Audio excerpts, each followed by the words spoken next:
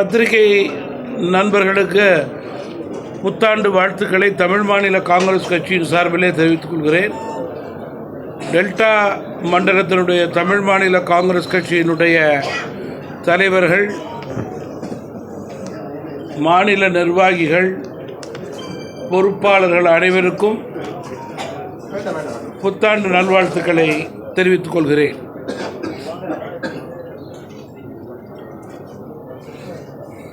இன்றைக்கு புத்தாண்டு துவக்கத்திலே ஜனவரி 2ஆம் தேதியன்று திருச்சியிலே தமிழ் மாநில காங்கிரஸ் கட்சியினுடைய டெல்டா மண்டலத்தினுடைய மிக முக்கியமான கூட்டம் நடைபெறுகிறது. இந்த கூட்டத்தில் டெல்டா மண்டலத்தினுடைய தமாகவினுடைய மாவட்ட தலைவர்கள், மாநில நிர்வாகிகள், துணை அமைப்பினுடைய தலைவர்கள் மற்றும் முக்கிய பொறுப்பாளர்கள், மாவட்டத்தினுடைய நிர்வாகிகள் எல்லாம் ஒரு சேர கலந்து கொண்டிருக்கிறார்கள். இந்த கூட்டத்தினுடைய நோக்கம், முக்கியத்துவம், 3 மாதங்களுக்கு முன்பு தமிழ் மாநில காங்கிரஸ் கட்சி 2025-28க்கான உறுப்பினர் சேர்க்கக்கூடிய பணியை துவங்க வேண்டும், அதனை உறுதி செய்து கொள்ள வேண்டும் என்று ஜூன் ஜூலை மாதத்திலே நடந்த செயற்குழு கூட்டத்திலே முடிவு செய்து அதற்கேற்றவாறு 3 மாதங்கள் தொடர்ந்து தமிழ் மாநில காங்கிரஸ் கட்சியினுடைய மாவட்ட தலைவர்களும், மாநில நிர்வாகிகளும், மாவட்ட நிர்வாகிகளும், துணை வைப்பின் தலைவர்களும், நிர்வாகிகளும் ஒரு சேர நகரம், வட்டாரம், பேரூராட்சி, கிராமம் என்ற எல்லா பகுதிகளுக்கும் சென்று இயக்கத்திற்கு வலு சேர்க்கும் வகையிலே இயக்கத்திற்கான உறுப்பினர் சேர்க்கும் பணியை தொடங்கினார்கள். அந்த பணி சென்ற வருடம் இறுதியிலே முடிவடைந்திருக்கிறது. பணி வெற்றிகரமாக முடிந்த காரணத்தினால் இன்றைக்கு ஜனவரி 2ஆம் தேதி அன்று டெல்டா மாவட்டத்தினுடைய தலைவர்களுக்கும் நிர்வாகிகளுக்கும் நான் நேரடியாக வந்து அவர்களுக்கு உற்சாகத்தை கொடுக்கும் வகையிலே, நம்பிக்கை கொடுக்கும் வகையிலே தமிழ் மாநில காங்கிரஸ் கட்சியினுடைய 2025-28ஆம் ஆண்டிற்கான உறுப்பினர் அட்டை, மெம்பர்ஷிப் கார்டை கொடுக்க இருக்கிறேன். இன்னும் 1 மாத காலத்திலே நம்முடைய மாவட்ட தலைவர்களும், மாநில நிர்வாகிகளும் எந்தெந்த பகுதியிலிருந்து வட்டாரம், நகரம், கிராமம் என்று சென்று அவர்கள் உறுப்பினர் சேர்த்தார்களோ அவர்களிடம் நேரடியாக சென்று அல்லது ஆங்காங்கே கூட்டங்கள் நடத்தி மெம்பர்ஷிப் கார்டு, உறுப்பினர் கார்டை ஒருவர் தவறாமல் 100% கொடுக்க வேண்டும் என்பதை உறுதி செய்து கொள்ளும் வகையிலே இன்றைக்கு கூட்டம் நடைபெறுகிறது. மேலும் இன்றைக்கு டெல்டா மண்டலத்திலே துவங்கும் இந்த கூட்டம் நாளைய மறுதினம் 4ஆம் தேதி அன்று மதுரை மண்டலத்திலே, மதுரையிலே நடைபெறுகிறது. 5ஆம் தேதி அன்று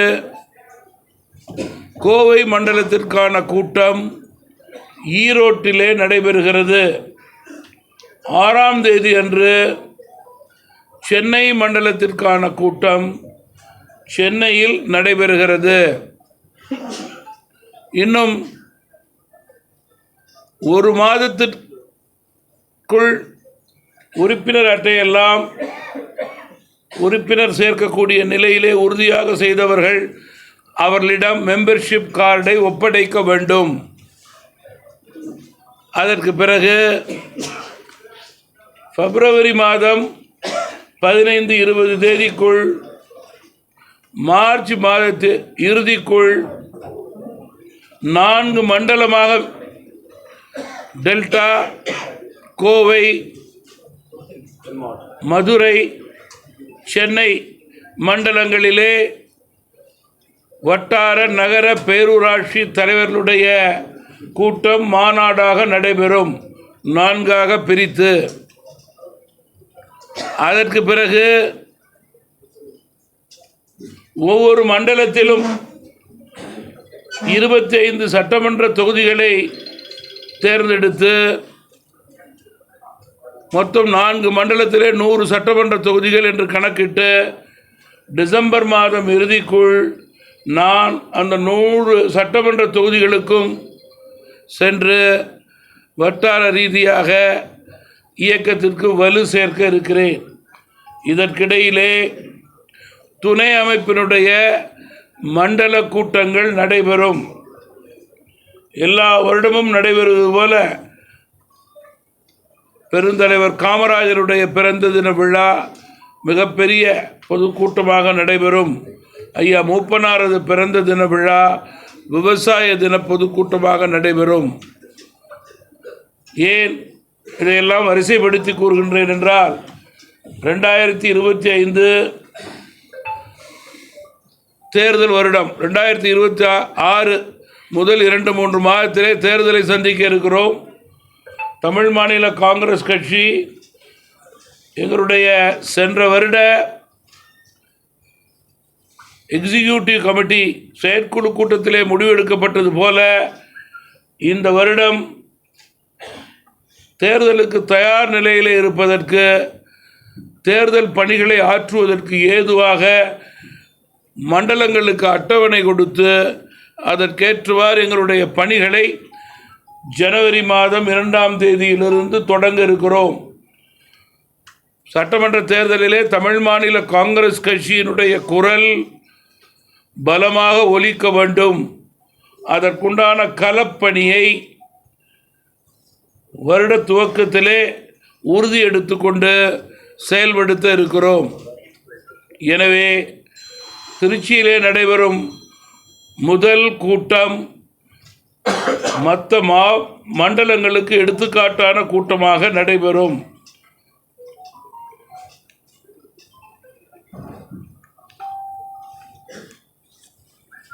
இது ஒரு பார்ட்டி பார்ட். ரெண்டாவது,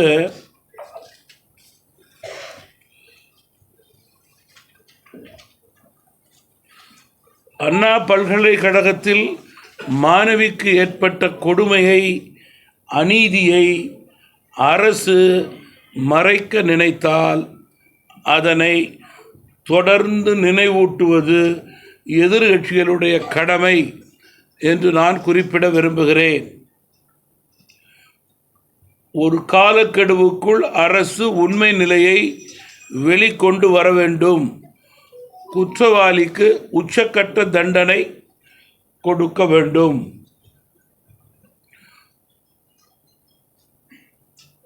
மது கலாச்சாரம், போதைப்பொருள் கலாச்சாரம் சட்டம் ஒழுங்கு கெடுவதற்கு தமிழகத்திலே அடித்தளமாக அமைகிறது என்று நான் குற்றம் சாட்ட விரும்புகிறேன்.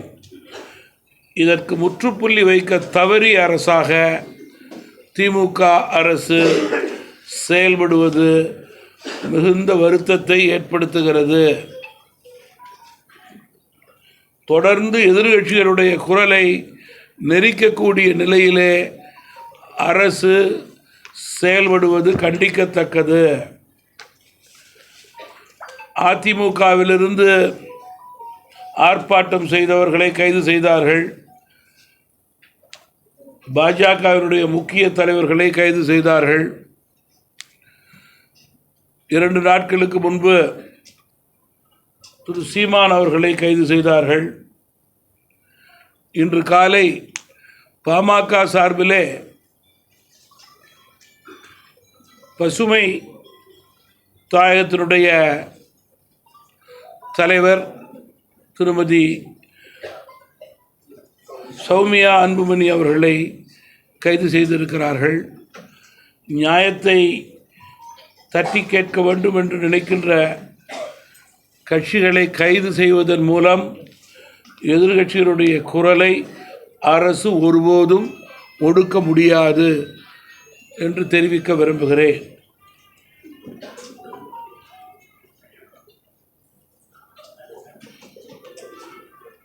தமிழ் மாநில காங்கிரஸ் கட்சியின் சார்பிலும் அரசுக்கு விழிப்புணர்வு ஏற்படுத்தும் வகையிலே இது சம்பந்தமாக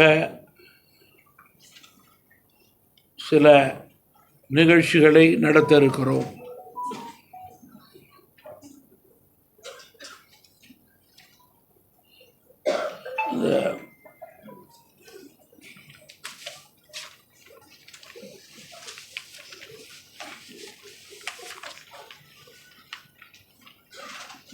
இந்த பெஞ்சல் புயல் இதன் அடிப்படையில் கனமழை, இதனால் விவசாயிகளுக்கு மிகப்பெரிய பாதிப்பு ஏற்பட்டது. விழுப்புரம், கள்ளக்குறிச்சி, திருவண்ணாமலை, கிருஷ்ணகிரி, தருமபுரி, கடலூர் மாவட்ட விவசாயிகளுக்கான இழப்பீட்டை இன்னும் அரசு முழுமையாக வழங்கவில்லை. அதேபோல் இந்த மாவட்டத்தை பொறுத்தவரையில் மானாவாரி பயிர்களுக்கு இன்னும் அரசு செவிசாய்க்காமல் இருக்கிறது. கனமழையால் பாதிப்படைந்த நெற்பயிர், கடலை, உளுந்து, சோளம், எள் பயிருக்கான இழப்பீட்டை நெல் பயிர்களுக்கு 35,000 தோட்டப்பயிர்களுக்கு 25,000 அரசு வழங்க வேண்டும். பெரம்பலூர் மாவட்டத்திலே கடும் மழையால் அதிக அளவிலே வெங்காயம் அதிக அளவு பாதிக்கப்பட்டிருக்கிறது. அதனுடைய விளைச்சல், கரும்புக்கான ஆதார விலையை இன்னும் உயர்த்தி வழங்க வேண்டும். வீணாக கடலிலே கடும் மழையால் வீணாகி கொண்டிருக்கும் தண்ணீரை சேமிக்க தடுப்பணைகள் தேவை. காவிரி நீர் 2023ஆம் ஆண்டு 400 TMC வீணாக கடலிலே கலந்துள்ளதாக பத்திரிகை செய்திகள் வெளிவந்திருக்கிறது. தேவையான இடங்களிலே தடுப்பணை கட்டினால் விவசாயிகளுக்கு பெரும் உதவியாக இருக்கும் என்று குறிப்பிட விரும்புகிறேன்.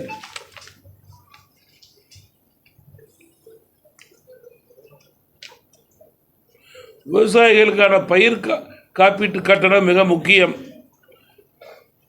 அந்த தொகையை அரசு வழங்கும் அந்த மானிய தொகையை உயர்த்தி வழங்க வேண்டும் என்று கேட்டுக்கொள்ள விரும்புகிறோம்.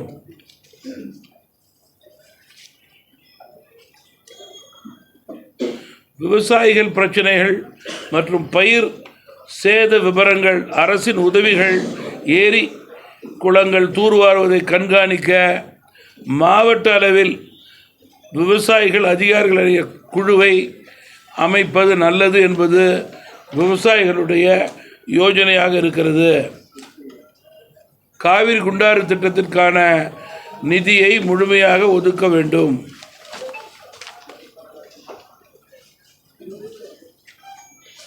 காவிரி ஆற்றில் அதிக உந்து விசை மீன் மோட்டார் மூலம் குடிநீர், காகித ஆலை போன்ற மற்ற தேவைக்காக அதிக அளவிலே தண்ணீர் எடுப்பதால் நிலத்தடி நீர் மட்டம் முழுமையாக பாதிக்கப்பட்டு விவசாயம் செய்ய முடியாத நிலை உள்ளது. ஆகையால் தண்ணீர் எடுக்கும் பகுதியிலே தடுப்பணை ஏற்படுத்தி பின்பு தண்ணீர் எடுக்க முயற்சிகளை அரசு மேற்கொள்ள வேண்டும்.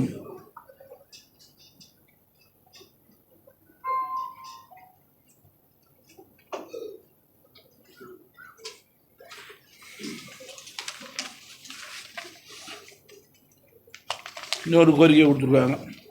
தமிழகம் முழுவதும் இந்து அறநிலைத்துறை வக்ஃப் வாரிய சொந்தமான நிலங்களை சாகுபடி செய்யும் விவசாயிகளிடம் வறட்சி, வெள்ள பாதிப்பு மற்றும் நோயினால் மகசூல் இழப்பு போன்ற காலங்களில் குத்தகை வசூலிப்பதை அரசு பரிசீலித்து தனி அரசாணை ஏற்படுத்தி விவசாயிகள் குழு முழு மகசூல் காலங்களில் மட்டும் வேளாண்மைத்துறை பரிந்துரைப்படி குத்தகை விவசாயிகளிடம் வசூல் செய்ய வேண்டும் என்பது அவருடைய வேண்டுகோள்.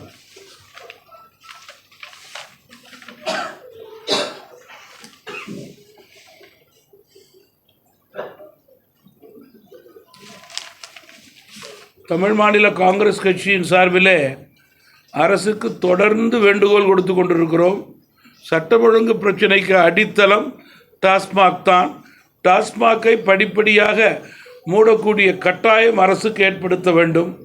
அதனை உறுதி செய்யும் அரசு அதனை செயல்படுத்த வேண்டும். தேர்தலிலே பொய்யான வாக்குறுதிகளை கொடுத்து மக்களை ஏமாற்றி வாக்குகளை வாங்கிய பிறகு டாஸ்மாக் கடை திறந்திருக்கிறது, போதைப் பொருள் அதிகமாக இருக்கிறது. இதனை தாண்டி FL2 என்று தனியாருக்கு மனமகிழ் மன்றம் என்ற பெயரிலே மதுக்கடைகள், மதுபார்கள் அனுமதி அளிப்பதை உடனடியாக ரத்து செய்ய வேண்டும் என்று தமிழ் மாநில காங்கிரஸ் கட்சி கேட்டுக்கொள்கிறது.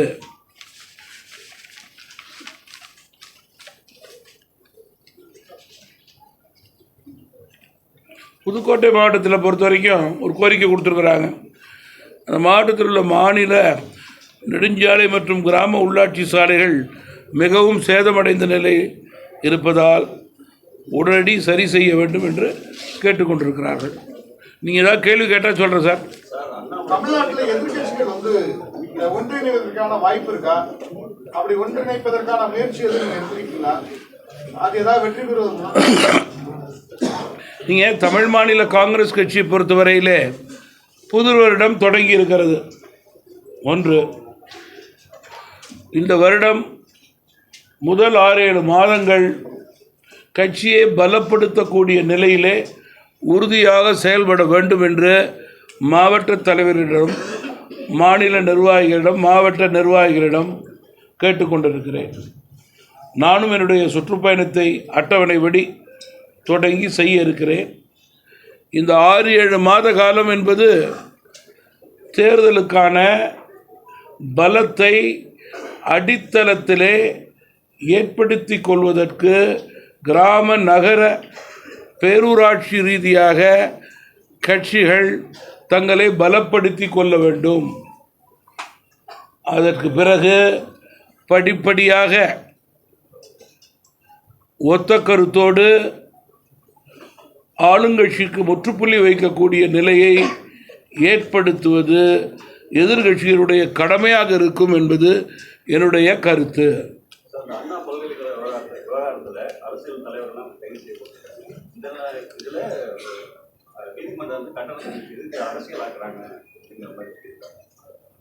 நீங்கள் இது ஜனநாயக நாடு. இந்த நாட்டில்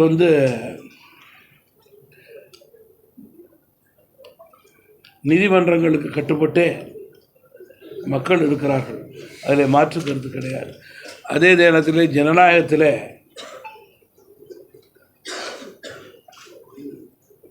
மக்கள் தான் எஜமானர்கள். மக்களுக்கு பிரச்சனை என்றால் அதை எதிர்த்து குரல் கொடுப்பது அரசியல் கட்சிகளுடைய கடமை. குறிப்பாக ஆட்சியிலே இருப்பவர்கள் அதற்கு முறையாக சரியாக நிதி கொடுக்கவில்லை என்றால் அதை தட்டி கேட்பது தமாக போன்ற அனைத்து எதிர்கட்சிகளுடைய கடமை. அதனை தொடர்ந்து செய்து கொண்டிருப்போம். அண்ணா பல்கலைக்கழக முதல்வரும் துணை முதல்வரும் மௌனமாகவே இருக்காங்க. நீங்கள் மகளிருடைய முன்னேற்றம் நாட்டினுடைய முன்னேற்றம் என்று கூறுகிறோம். மகளிர் பாதுகாப்புக்காக இந்தியா முழுவதும் அரசியலுக்கு அப்பாற்பட்டு எல்லா ஆட்சியாளர்களும் அவருடைய பாதுகாப்பை உறுதி செய்து கொள்ளும் வகையிலே பல விதங்களிலே முயற்சிகள் எடுத்துக்கொண்டிருக்கிறார்கள்.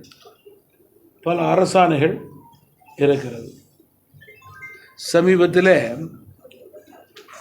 இந்தியாவிலே தமிழகம் உட்பட பல்வேறு மாநிலங்களிலே பாலியல் தொல்லைகள் அதிகரித்து கொண்டு போகிறது.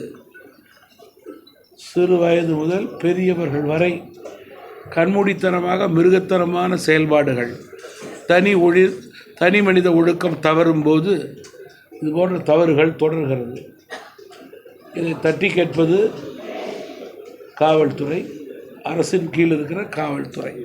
அது கண்டிப்போடு செயல்பட்டால் நிச்சயமாக ஒரு பயம் ஏற்படும் என்பதுதான் எங்களுடைய கருத்து.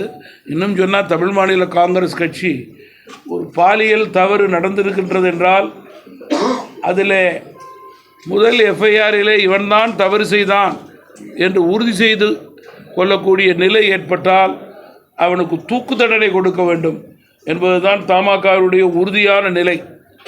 அதை எல்லோரும் ஒத்த கருத்தோடு பின்பற்றினால் தவறு செய்பவனுக்கு பயம் ஏற்படும், அச்சம் ஏற்படும். இப்போ அண்ணா பல்கலைக்கழகத்திலே தவறு செய்பவர்களுக்கு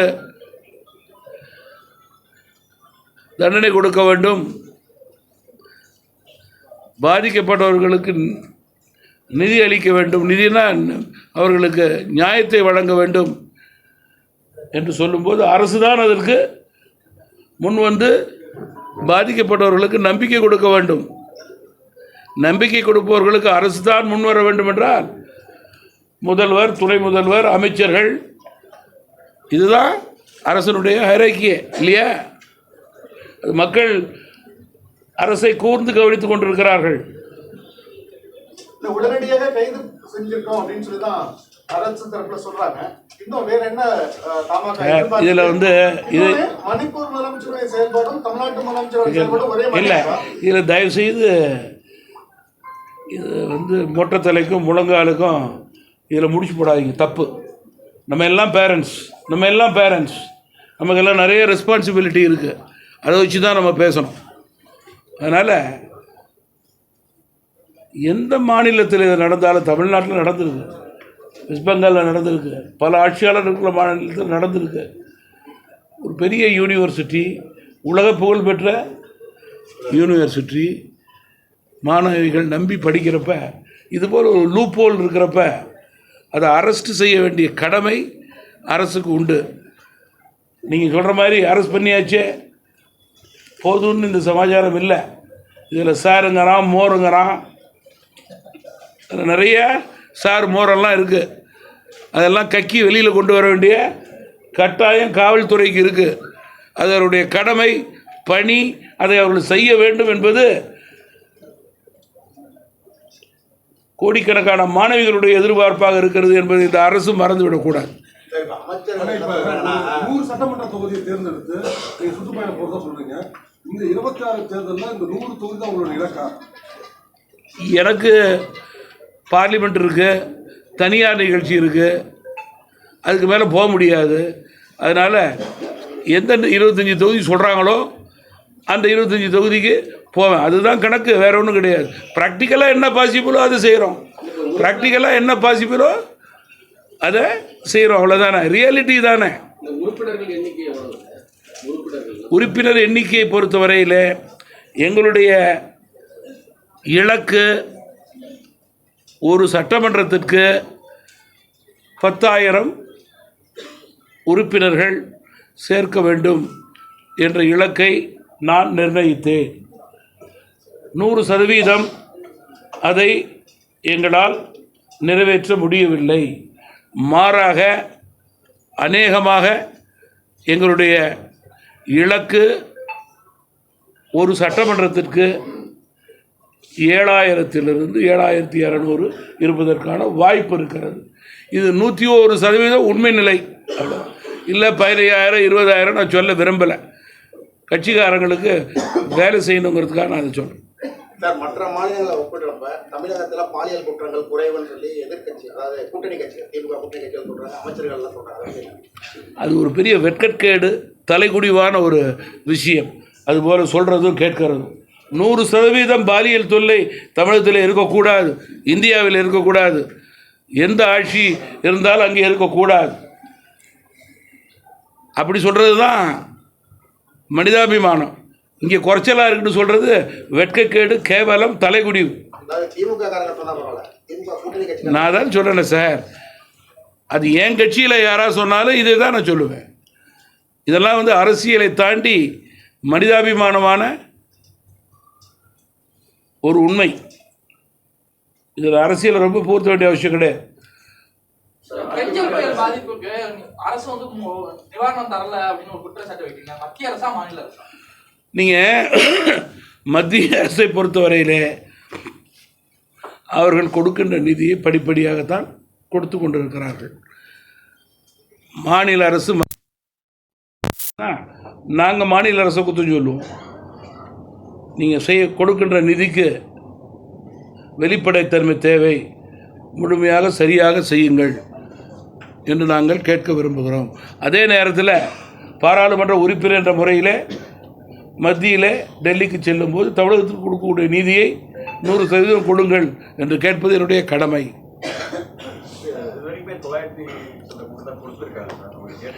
நம்ம போடுற கணக்கு வேறு, அவங்க சொல்கிற கணக்கு வேறு. அதனால் உண்மை நிலைக்கு ஏற்றவாறு செயல்பாடுகள் இருக்க வேண்டும். வெளிப்படை தன்மையோடு பாதிக்கப்பட்டவர்களுக்கு நிவாரணம் கொடுக்க வேண்டும். அதில் அரசியல் கட்சி பாகுபாடு இருக்கக்கூடாது. அதுதான் அதிகமாக இருக்குது.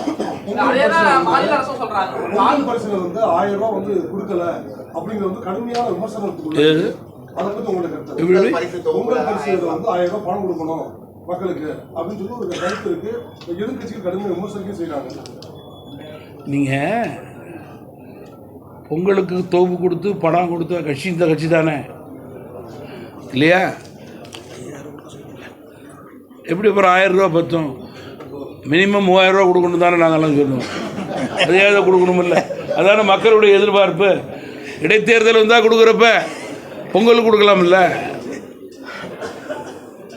இடைத்தேர்தல் வந்தால் கணக்கே பார்க்கறது இல்லையா? பொங்கலுக்கு மட்டும் மக்களுக்கு கணக்கு பார்த்தா எப்படி சொல்கிறது? வந்து பாதிக்கப்படுற நேரத்தில் மழை பெய்கிறப்ப சொல்கிறது வந்து எல்லோருக்கும் கொடுக்கப்படும் அப்படின்னு சொல்கிறது. பாதிப்பு முடிஞ்சு கணக்கு எடுக்கிறப்ப இவர்களுக்குத்தான், இப்படி இருப்பவர்களுக்குத்தான், அப்படி இருப்பவர்களுக்குத்தான் சொன்னால் மக்கள் எப்படி உங்களை ஏற்றுக்கொள்வார்கள்?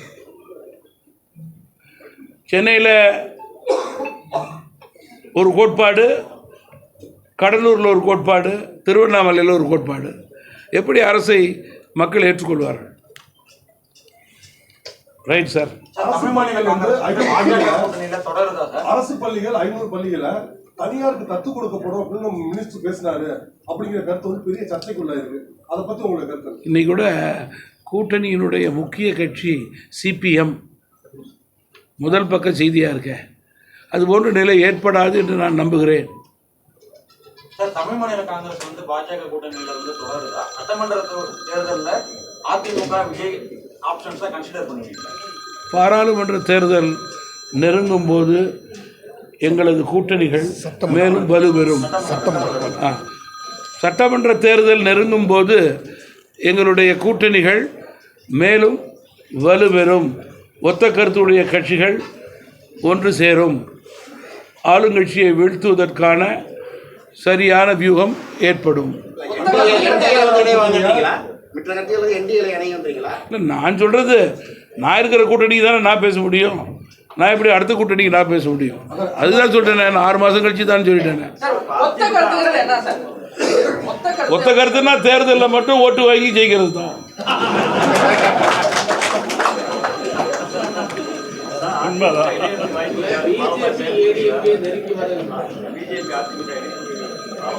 அப்புறம் எப்படி சார் ஒத்த கருத்துனா? இப்போ திமுக இருக்கிற கட்சியெல்லாம் ஒத்த கருத்தாக இருக்கா? சொல்லுங்களேன். இப்போ மற்ற கூட்டணியில் இருக்கலாம் ஒத்த கருத்தாக இருக்கா? எவ்வளோ வேறுபாடுகள், 1 2 இல்லையா? இல்லை, அதுக்கு தான் நான் சொன்னேன். 6 மாதம் எல்லாம் பொறுத்திருந்து பாருங்கள். எல்லா கட்சியும் தங்களை பலப்படுத்த வேண்டும் என்ற உறுதியோடு செயல்பட்டு கொண்டிருக்கிறார்கள். அதற்குண்டான அட்டவணை நாங்கள் கொடுத்த மாதிரி மற்ற கட்சி கொடுப்பாங்க. அதுக்கப்புறம் தானே நெக்ஸ்ட் ஸ்டெப் வர முடியும். அதுக்குள்ளே நான் அலைன்னு சொல்ல முடியாது இல்லையா? ஆனா இப்போ ஒரு பெரிய கோரிக்கையை வந்து முன்வைக்கிறது வந்து ஆட்சி அதிகாரத்தில் பங்கு அப்படிங்கிற முன்வைக்கிறாங்க. பாமக நிலைப்பாடு ஆட்சி அதிகாரத்தில் பங்கு என்பது A to Z தமிழகத்தில் உள்ள அத்துணை கட்சியினுடைய தலைவர்களுக்கும் தொண்டர்களுக்கும் அதில் 100% பொருந்தும் என்பதில் யாருக்கும் மாற்றுக்கிறது கிடையாது. அதுபோல் நினைத்து ஆசைப்பட்டால் மட்டும் போதாது, அதற்கேற்றவாறு கூட்டணிகள் அமைய வேண்டும். கூட்டணி தேர்தலை ஒத்த கருத்தோடு சந்திக்க வேண்டும். மக்களுடைய நம்பிக்கை பெற வேண்டும். அந்த கூட்டணி வெல்ல வேண்டும். வென்ற பிறகு அதற்கேற்றவாறு நம்பர்ஸ் இருக்கணும். இதெல்லாம் நிறையா இருக்குது சார். இதில் சும்மா அரசியலுக்காக பேசி போகிற கிடையாது இல்லையா? படிப்படியான சமாச்சாரங்கள் இதில் நிறையா இருக்குது இல்லையா? நான் வேணா என் கூட்டணி கருதி இன்றைக்கி தமிழ் மாநில காங்கிரஸ் கட்சியை பொறுத்தவரையிலே கூட்டணிக்குத்தான் முக்கியத்துவம் கொடுப்போம், அதற்கு பிறகு தான் இதெல்லாம் சிந்திப்போம்னு சொல்லுவோம். என் கூட இருக்கிறவங்களோ எத்தாப்பில் உட்காந்துருக்கவங்களோ என்ன வேறு மாதிரி தான் இருக்கும். எனக்கு தெரியும். காலத்துக்கு ஏற்றவாறு மாற்றங்கள் தேவை என்று நினைக்கிறார்கள் இல்லையா? அதற்கு தேர்தல் வியூகம், வெற்றி, எண்ணிக்கை, நம்பர்ஸ் இதெல்லாம் இருக்கு இல்லையா? ஒவ்வொரு தேர்தலுமே தேர்தல் வாக்குறுதி என்பது கொடுக்குறாங்க கட்சி சார்ந்தது. இப்போ தேர்தல் வாக்குறுதியில குழப்பம் இருக்கு அப்படின்ட்டு மக்கள் குழம்புறாங்க. அதை எப்படி பார்க்க? அந்த குழப்பம் ஏற்படுறதுக்கு காரணம் திமுக அரசு தான். அதிக வாக்குறுதிகளை கொடுத்து வாக்குறுதிகளை நிறைவேற்றாமல் மக்களை ஏமாற்றிய அரசு திமுக. அதன் அடிப்படையிலேயே இது போன்ற எண்ணங்கள் மக்களுக்கு ஏற்பட தொடங்கி இருக்கிறது. நன்றி சார். துல்லியமாக தினசரி நடப்பு நிகழ்வுகளையும் கல்வி, விளையாட்டு, அரசியல், வாழ்க்கை முறை, மருத்துவம், தொழில்துறை, சினிமா, பொழுதுபோக்கு போன்ற பல்வேறு நிகழ்ச்சிகளையும் உடனுக்குடன் காண கேப்டன் டிவி மற்றும் கேப்டன் நியூஸ் சமூக வலைத்தள பக்கங்களோடு இணைந்திருங்கள். உங்கள் வணிகத்தை கேப்டன் டிவி மற்றும் கேப்டன் நியூஸில் விளம்பரத்தின் மூலம் மேம்படுத்த விருப்பமா? உடனே கீழே கொடுக்கப்படும் எண்ணிற்கு தொடர்பு கொள்ளுங்கள்.